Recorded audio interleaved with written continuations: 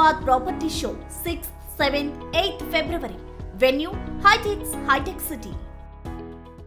విజయ్ రెడ్డికి సంబంధించి ఆ మరణం ప్రతి ఒక్కరికి కూడా ఒక క్వశ్చన్ మార్క్గానే ఉందని చెప్పొచ్చు. ఇప్పటికీ కూడా ఎందుకు చనిపోయింది, ఎందుకు పిల్లల్ని కూడా తీసుకుని వెళ్ళింది తనతో పాటు అనేది ఇప్పటికి కూడా పెద్ద క్వశ్చన్ మార్క్గానే ఉంది.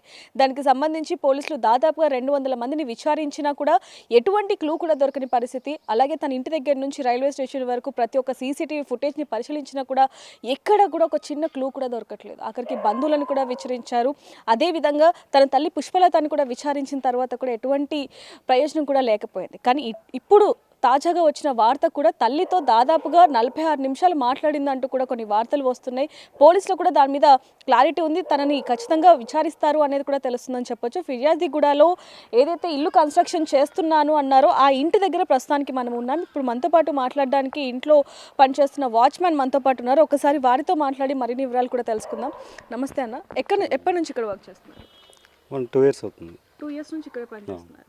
అంటే ఎలా ఉండేది పుష్పలత గారు? ఎప్పటి నుంచి తెలుసు మీకు? అసలు ఎలా పరిచయం మీకు? 6 months నుంచి తెలుసు. 6 months నుంచి. అంటే ఇల్లు కన్స్ట్రక్షన్ కోసం పిలిచారా లేకపోతే? అంతే మేడం, ఇల్లు కన్స్ట్రక్షన్ పిలిచారు.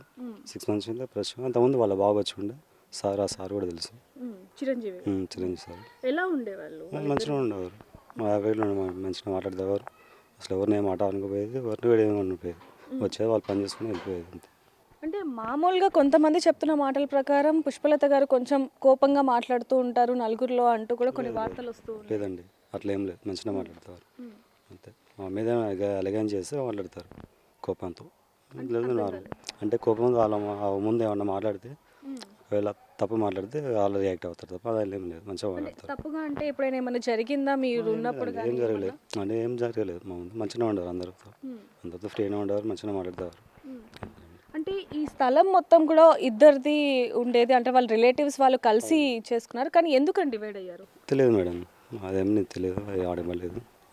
ఫస్ట్లో మంచిగా ఉండే, తర్వాత ఈ మధ్య కొంచెం అన్నారు. నాకు కూడా అంత ఐడియా లేకుండే, ఈ మధ్య అట్లా అన్నారు, విడిపోయింది అనేసి అంతే. అంటే నార్మల్గా ఎప్పుడైనా గొడవ పడ్డారా వాళ్ళు? లేదు మేడం, పుష్పలత గారు? లేదు లేదు లేదు అసలు ఏం లేదు. లేదు మేడం, అసలు ఏం లేదు. మేడం కూడా అప్పుడప్పుడు వచ్చిపోయేది. ఇక్కడైతే మంచిగా వచ్చినప్పుడు విజయ్ అసలు ఎలా ఉండేది ఏంటి? ఎప్పుడైనా వచ్చేదా ఇక్కడికి? లాస్ట్ టైం ఎప్పుడు వచ్చారు? లాస్ట్ టైం ఒక 1 week బ్యాక్ అయింది. 1 week బ్యాక్ వచ్చి పైన అది దర్వాజాలు ఉండే, అవి పొద్దున్న పెడతానికి వచ్చారు, పూజ గట్లు చేశారు.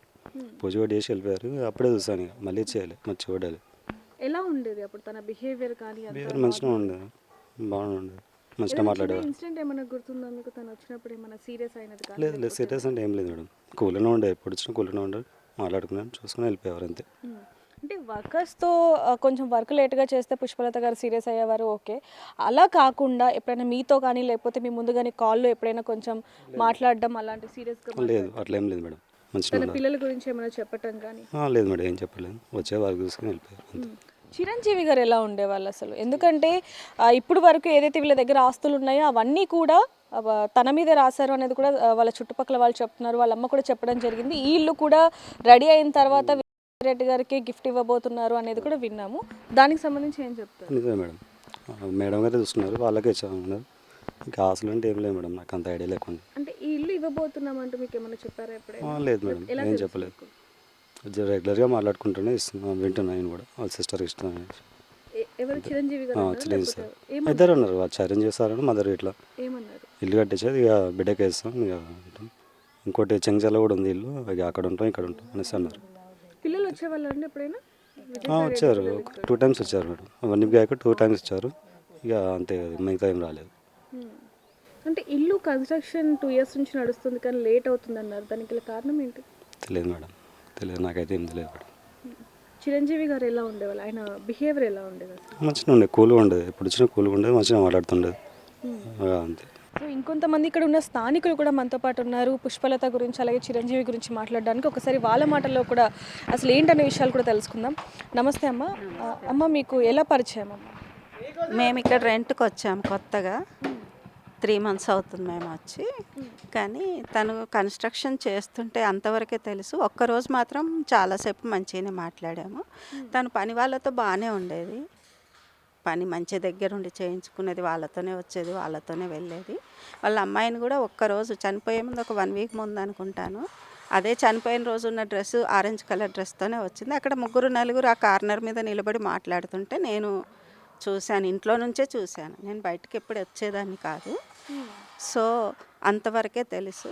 కాకపోతే వాళ్ళ అమ్మ కొంచెం టాకెటివ్, చాలా మాట్లాడుతుంది. అంటే అమ్మ కొంచెం అరుస్తూ ఉంటారు అందరి మీద అనేది కూడా విన్నాము. అది ఏం తెలీదు, కాకపోతే కొంచెం గట్టిగా ఎక్కువగా మాట్లాడేదైతే తెలుసు. అంతవరకే తెలుసు. సీరియస్ అవుతూ ఉండేది. ఏం లేదు మేము నేనైతే వినలేదు.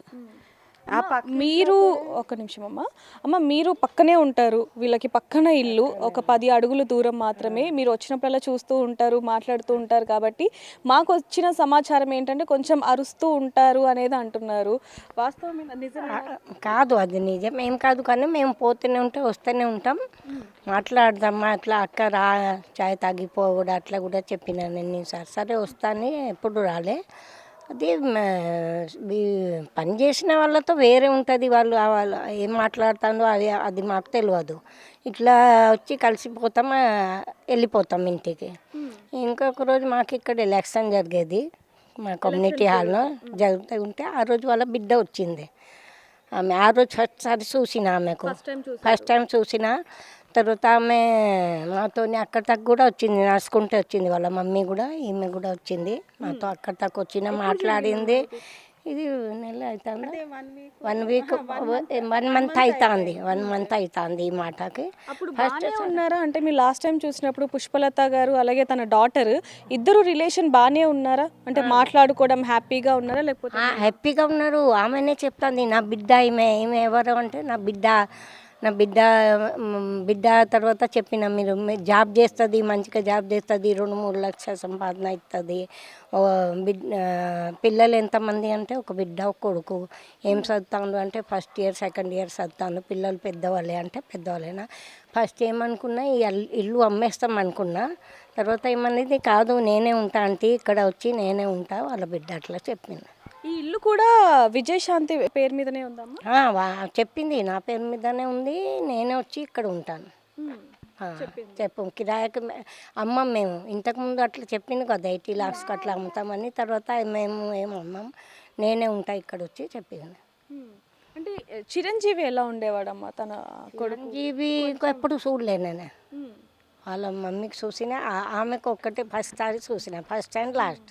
అంటే ఆమె ఎప్పుడు పుష్పలత ఎప్పుడు బాగానే ఉండేదా? ఎందుకంటే కొంతమంది నేను మళ్ళీ అడుగుతున్నాను, కొంతమంది అంటున్నారు అనమాట, కొంచెం తన సీరియస్గా ఉంటుంది, గట్టిగా అరుస్తూ ఉంటుంది, ఓపిక లేదు అంటూ. మిస్త్రీ మీద అట్లానే, మిస్త్రీలు మంచిగా పని చేయకపోతే కొంచెం అరుస్తుందిలే, మాకు కూడా విన్న వస్తుంది. కానీ మాతో మంచిగానే మాట్లాడింది, మంచిగానే ఉంటుంది. విన్నారా ఎప్పుడైనా తను గట్టిగా అరవటం? విన్నా, కొంచెం విన్నా. అప్పుడు మిస్త్రీ మీదనే, ఎవరి మీద కాదు, మిస్త్రీ మీదనే. చిరంజీవి గారు అంటే అప్పుడప్పుడు స్టార్టింగ్లో వచ్చేది ఇక్కడ, నేను వచ్చాక ఇక్కడ నిలబడేది. మాకు అంతవరకే తెలుసు. మాట అయితే ఎప్పుడు ఎవరిది ఏమి వినిపించలేదు నాకు మా ఇంట్లో వరకు. ఆమె కూడా పని వాళ్ళని మాత్రం దగ్గరుండి మంచిగా ప్రేమగానే పని చేయించుకునేది. ఎప్పుడన్నా అరిచేదేమో పెద్దగా తెలియదు, కానీ బాగానే చేసేది. ఆ పక్క అమ్మాయి కూడా అక్కడ వాళ్ళు ఇంట్లో పని జరిగితే ఖరాబ్ అయిందని సింక్ కొత్తది పెట్టించారు. మళ్ళీ లోపల సున్నం కలర్ వేయించారు. సున్నం వీళ్ళే పక్క ఇంట్లో. అంటే వీళ్ళు ఇల్లు కన్స్ట్రక్షన్ చేస్తుంటే వాళ్ళది ఖరాబ్ అయ్యింది అన్న ఉద్దేశంగా వాళ్ళు, అంటే అనుకున్నా కూడా ముందు మాట ఎందుకు రావాలని చేయించారు. చేయించారు. సింక్ కూడా కొత్తది పెట్టించారు, వాష్ బేసిన్. ప్లస్ లోపలంతా కలర్ వేయించారు, వైట్ సిమెంట్ ఏదో కలరు. మంచిగా ఏమి గొడవ పెట్టుకోలేదు వాళ్ళతో. అయితే చనిపోయే ముందు కానీ లేకపోతే ఇక్కడికి వచ్చినప్పుడు కూడా తన తల్లితో చాలా హ్యాపీగా ఉండేది అంటూ కూడా ఇందాక మీరు చెప్పారు. అయితే చనిపోయే అంటే తన సమస్యలన్నీ కూడా తన తల్లికి తెలుసు అనేది కూడా కొంతవరకు వినిపిస్తుంది. తల్లికి తెలియకుండా ఉండదని నేనైతే అనుకోను. తనకు ఖచ్చితంగా 100% తెలిసే ఉంటుంది. కాకపోతే వాళ్ళిద్దరి మధ్యలో ఏం విభేదాలు ఉన్నాయని మాత్రం నేను అనుకోను. కానీ రీజన్ ఏంటో తల్లికి తెలిసే ఉంటుంది 100%. కానీ అంతా గయ్యాలి వాళ్ళు ఏం కాదు, ఏదో ఉంటారు మామూలుగా. ఎక్కువ మాట్లాడుతుంది తను వాళ్ళ మదర్. బిడ్డ కూడా ఎక్కువనే మాట్లాడుతుంది అని విన్నాను అంతవరకే, కానీ నాకు అంతకుమించి ఏం తెలియదు. అంటే మామూలుగా హస్బెండ్ గురించి ఎప్పుడైనా చెప్పడం కానీ నాకంతా టచ్ లేదు. ఒక్కరోజే చాలా మాట్లాడింది బాగానే, ఒక్కరోజు మాట్లాడాను అంతే. అది వాళ్ళ ముందుకు వస్తే ఇంట్లోకి వచ్చి కూర్చోండి అన్నా కూడా తను ఎప్పుడు రాలేదు. అంటే అమ్మ ఖచ్చితంగా ఏ కూతురైనా సరే పెళ్ళైన తర్వాత అయినా సరే తన తల్లికి అన్నీ చెప్పుకుంటూ ఉంటుంది, సమస్యలైనా సరే సంతోషంగా ఉన్నా సరే. అయితే ఈ ఇల్లు మా అమ్మాయిదే అని మాత్రం చెప్పింది. నేను ఇచ్చాను అదంతా ఏం తెలియదు కానీ మా అమ్మాయిదే ఇల్లు అని చెప్పింది. చెనియచెర్లలో ఉంటారు, అక్కడ ఇల్లు ఉంది, ఇది కూడా ఇంకొకటి అని చెప్పి అన్నది. అంటే చనిపోయే ముందు వరకు కూడా తన తల్లితో ఒక మంచిగానే ఉంది, మంచిగా. అది తెలీదు. తల్లి బిడ్డల రిలేషన్ అయితే బాగానే ఉంది. ఇంకా వాళ్ళు ఏం మాట్లాడుకున్నారో ఎందుకు పోయింది అన్నది వాళ్ళకే తెలియాలి, భగవంతుడికే తెలియాలి, మాకెవరికి తెలియదు. అమ్మ మీరేం చెప్తారు? అంటే వాళ్ళ మదర్కి తెలుసు అంటారా ఏమైనా సమస్యలు ఉన్నా ఇవన్నీ కూడా? అది ఏం ఎట్లా చెప్పాలి వాళ్ళది మాకు ఏం తెలియదు, కానీ అది మేము బాగా షాక్ అయిపోయినా. ఆమెకు చూసినప్పుడు ఒక తీరు మంచిగానే ఉంది, కానీ ఇంత పెద్ద పని పిల్లలకు తీసుకుపోయి అక్కడ చనిపోవాలి అంటే అందరు షాక్ అయిపోతారు. ఇది ఇంత పెద్ద ఏం జరిగింది, ఎందుకు అయింది, ఎందుకు ఇలాంటి జరిగిందని అందరు మేము కూడా షాక్లో ఉన్నాం. సరే ఇక్కడ మీకు పుష్పలత అనే వాళ్ళు తెలుసా? పుష్పలత అంటే ఇక్కడ ఆంటీ కన్స్ట్రక్షన్ చేస్తున్నారు, వాళ్ళ ఇల్లు వస్తుంటారు, మార్నింగ్ వస్తారు, ఈవినింగ్ వెళ్తారు. ఓకే, అంటే వాళ్ళ డాటర్ది ఇష్యూ నడిచింది, మీరు కూడా అది చూసే ఉండొచ్చు, మీకు కొంచెం పరిచయం కాబట్టి ఎప్పుడు తెలిసిందండి మీకు ఆ న్యూస్? రీసెంట్లీ 3-4 days బ్యాక్ అది ఇన్సిడెంట్ అయిన నెక్స్ట్ డే. అంటే పుష్పలత గారు 1 week నుంచి కూడా ఇక్కడే ఉంటున్నారు, ఎందుకంటే వర్క్ అదంతా చూసుకుంటున్నారు, ఇంటి పని అనేది కూడా తెలుస్తుంది. సో వచ్చినప్పుడు మీరు ఎప్పుడు మాట్లాడారు, ఎలా పరిచయం మీకు అసలు? ఆంటీ 1 week బ్యాక్ వచ్చారు, ఇప్పుడు రాలేదు. అంటే వస్తూ ఉంటారు, రెగ్యులర్ వర్క్ అయినప్పుడు వస్తారు, మార్నింగ్ వస్తారు, ఈవినింగ్ వెళ్తారు. అంటే విజయ్ రెడ్డిని ఎప్పుడు చూసారు మీరు ఫస్ట్ టైం అసలు? రీసెంట్లీ 1 week బ్యాక్ ఇక్కడ వెహికల్ తీసుకొచ్చి కార్ వాష్ చేసినప్పుడు అప్పుడు చూసాను అంత. ఏమైనా మాట్లాడారా మీతో? లేదండి. ఓకే, పుష్పలత గారు ఏమైనా మాట్లాడేవాళ్ళు? జస్ట్ గ్రీటింగ్స్ అంతే. అంటే ఎలా ఉండేది ఆవిడ బిహేవియర్? ఎందుకంటే చనిపోయే ముందు 49 seconds మదర్తో మాట్లాడింది డాక్టర్ అనేది చెప్తున్నారు పోలీసులు కూడా. సో దాన్ని బట్టి చూస్తే ఈవిడ బిహేవియర్ ఎలా ఉండేది అసలు, అందరితో కావచ్చు లేకపోతే నార్మల్గా? ఆంటీ బిహేవియర్ నార్మల్, జనరలీ ఎలా లేడీస్ ఉంటారో అట్లనే బిహేవియర్ నార్మల్. ఉండటం కావచ్చు లేకపోతే కొంచెం అది లేబర్స్తోని ఎట్లా వర్క్ ఉంటుంది కాబట్టి అది కొంచెం బిహేవియర్ నార్మల్. మీరు చూసినప్పుడు ఏమనిపించింది? నార్మల్ అంటే కొంచెం టాకటివ్ ఆంటీ, చాలా టాకటివ్. లేబర్స్తో కూడా చాలా టాకటివ్గానే ఉంటారు, ఎందుకంటే వర్క్ అట్లా కన్స్ట్రక్షన్ వర్క్ కదా, అట్లా చూసాను అంతే. అంటే మామూలుగా వాళ్ళు ఆర్థికంగా కూడా కొంచెం ఉన్నవాళ్ళే అనేది కూడా తెలుస్తుంది. ఇంటికి సంబంధించి ఇప్పటికి 2 years అయినా కూడా ఎందుకు పూర్తిగా కన్స్ట్రక్షన్ అవ్వలేదు అంటే ఏం చెప్తారు? ఐ గెస్ అది బికాజ్ ఆఫ్ లేబర్ అండి, లేబర్ అవైలబిలిటీ వల్ల అది లేట్ అయిందేమో. కానీ ఎప్పుడైతే లేబర్ వస్తారో అది వర్క్ ప్రోగ్రెస్లో ఉంటుంది. అంటే ఇక్కడ 2 ఇల్లులు కనిపిస్తున్నాయి కన్స్ట్రక్షన్వి, 2 కూడా సేమ్ ఒకేలాగా కనిపిస్తున్నాయి. అంటే అది పుష్పలత గారిది, అంటే అది కూడా ఎవరి పేరు మీద ఉంది ఏంటి అసలు? ఆంటీది ఓన్లీ మిడిల్ అనుకుంటా, ఇది సైడ్ది వేరే అంకుల్, వేరే వాళ్ళ రిలేషను అట్లా తెలుసు, కానీ అది వేరే వాళ్ళు, ఇది వేరే అది వేరే. ఆంటీ ఇది మిడిల్ పోర్షన్, అది కన్స్ట్రక్షన్ అవుతుంది కదా, అది ఆంటీ వాళ్ళది. సో వీళ్ళిద్దరు అంటే ఎవరైతే ఇప్పుడు రిలేషన్ ఉన్నారో వాళ్ళందరూ కలిసి ఒకే జాగా కొనుక్కున్నారు, కానీ ఇద్దరి మధ్య గొడవలు రావటం వల్ల ఇలా వేరువేరుగా కట్టుకుంటున్నారు అనేది విన్నాము. అది మేము కూడా విన్నాం, కానీ ఎంత కరెక్ట్ తెలియదు. అదే అంటే పార్ట్నర్షిప్ వాళ్ళది కన్స్ట్రక్షన్ చేస్తున్నారని ఇంత విన్నాం, మధ్యలో డివైడ్ అయిపోయారని విన్నాం అంతే. సో ఇంటికి సంబంధించి కూడా మనం చూడడం జరిగింది, తన తల్లి తన కూతురు కోసం ఎలాంటి ఇల్లు కట్టిస్తుంది అనేది కూడా మనం చూస్తున్నాం. ఒకవైపు నుంచి చూసుకుంటే G+1 మొత్తం కూడా లగ్జరీగా వాళ్ళు కడుతున్నారు. దాదాపుగా 2 సంవత్సరాల నుంచి కడుతున్నప్పటికీ కొన్ని అంటే కూలి పనులు చేసుకునే వాళ్ళు లేక, ఇంటికి ఎవరైతే పనులు చేస్తుంటారో వాళ్ళు లేక కొంతవరకు లేట్ అయింది అంటూ కూడా ఇక్కడ ఉన్న స్థానికులు చెప్పడం జరుగుతుంది. అదేవిధంగా వాచ్మ్యాన్ కూడా చెప్పడం జరుగుతుంది. అయితే చనిపోవడానికి మూల కారణం ఏంటి అనే విషయాలు మాత్రం ఇప్పుడు వరకు పోలీసులకు కూడా అంతు చిక్కని సమాధానం అని చెప్పొచ్చు. మరి ఎందుకు చనిపోయింది, పిల్లల్ని కూడా తనతో పాటు ఎందుకు తీసుకొని వెళ్ళిపోయింది, పిల్లలకి చనిపోదామని ముందే చెప్పిందా, లేకపోతే అక్కడికి వెళ్ళాక? అంటే ఇక్కడ కొంతవరకు తెలుస్తున్న విషయాలు ఏంటంటే తను ఎవరైతే హాస్టల్ ఉంటారో పిల్లలు వాళ్ళ దగ్గరికి వెళ్ళి మా రిలేటివ్స్ చనిపోయారు అందుకే పిల్లల్ని తీసుకొని వెళ్తున్నాను అని చెప్పినప్పుడు కూడా ఎవరో చనిపోయారు అని చెప్పింది తప్ప మరి పిల్లలకి ఏం చెప్పింది అనేది మాత్రం ఇప్పుడు వరకు తెలియని క్వశ్చన్. ఒకవేళ అక్కడికి వెళ్ళిన తర్వాత కూడా పిల్లలు చనిపోదామన్నప్పుడు అసలు ఎందుకు ఒప్పుకున్నారు?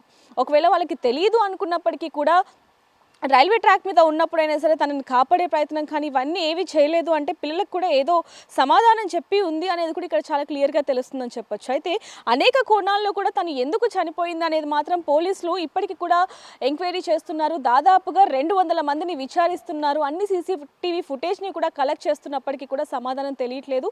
ఈరోజు మళ్ళీ ఏదైతే తను నివాసం ఉంటుందో చెంగిచెర్లలో ఆ ఇంటిని కూడా పోలీసులు మళ్ళీ సోదాలు చేస్తున్నారని చెప్పొచ్చు. అయితే దీనికి సంబంధించి అనేక కోణంలో కొన్ని డౌట్స్ కూడా ఉన్నాయి. ఏమన్నా ఇతర సంబంధాలు ఏమన్నా ఉన్నాయా, లేకపోతే ఆస్తికి సంబంధించి ఏమైనా విభేదాలు ఉన్నాయా, భర్తతో ఏమైనా విభేదాలు ఉన్నాయా అనే కోణంలో కూడా పోలీసులు పరిశీలిస్తున్నప్పటికీ ఇక్కడ కొంతమంది చెప్తున్న విషయాలకు సంబంధించి ఏదైతే ఈ ఇల్లు ఉందో ఈ ఇల్లు అమ్మేస్తాను అని చెప్పి పుష్పలత కొంతమందితో చెప్పినట్టుగా కూడా ఇక్కడ కొంతమంది చెప్పడం జరుగుతుంది.